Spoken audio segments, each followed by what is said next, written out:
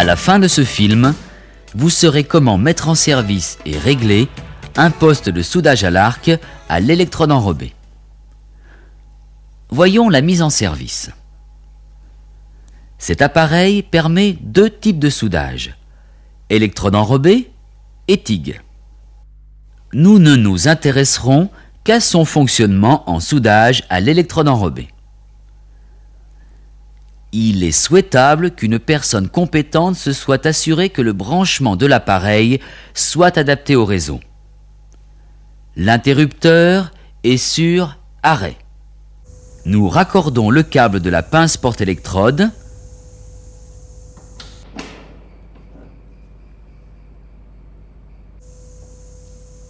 puis celui du connecteur de pièces.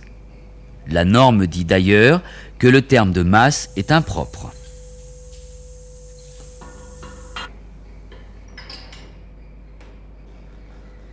Nous raccordons le poste au réseau et mettons l'interrupteur sur marche.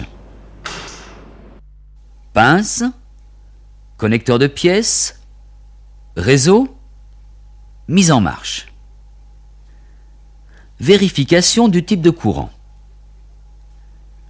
Ce schéma figure sur la plaque signalétique de notre poste. Ce symbole indique un courant redressé. On dit généralement courant continu. Voici d'ailleurs les différentes représentations de ce courant et celle d'un courant alternatif. Ce poste délivre donc les deux courants. Choix de la polarité.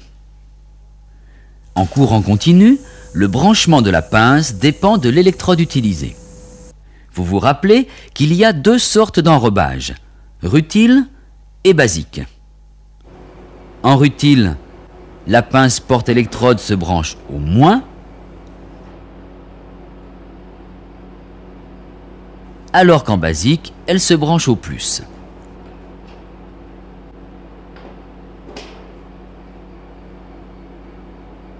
Et si nous sommes en courant alternatif? Observez et réfléchissez. En courant alternatif, il n'y a pas de polarité. On peut raccorder d'une façon ou d'une autre. Par contre, il faut vérifier la tension à vide du poste et choisir une électrode dont la tension d'amorçage ne dépasse pas la tension à vide. Sinon, l'arc ne peut pas s'établir. Tension d'amorçage inférieure ou égale à la tension à vide. Voyons maintenant le réglage de l'intensité. Sur chaque paquet d'électrodes, une fourchette de réglage d'intensité est recommandée par le fabricant. Mais pour être plus précis, on peut considérer deux cas. Les joints d'angle, 35 à 40 ampères par millimètre de diamètre d'électrode. Les joints bout à bout, 30 à 35 ampères, toujours par millimètre de diamètre d'électrode. Prenons un exemple. Pour une électrode de 3,15, dans un joint d'angle, nous obtenons 110 à 125 ampères. Pour une pièce froide, on approche de la valeur maximale de la fourchette. Disons 120.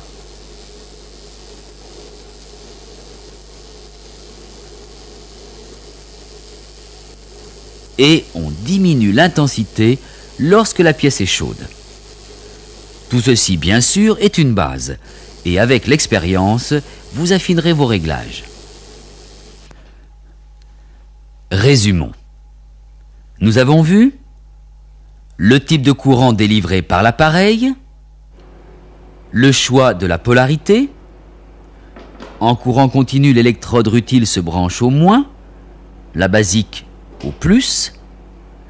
En courant alternatif, elle se branche d'un côté ou de l'autre, mais il faut vérifier que la tension d'amorçage soit inférieure à la tension à vide du poste. Nous avons vu aussi le réglage de l'intensité. À vous. Vous allez raccorder votre poste, vérifier le type de courant, choisir la polarité, régler l'intensité. Vous ferez vérifier ces réglages par votre formateur.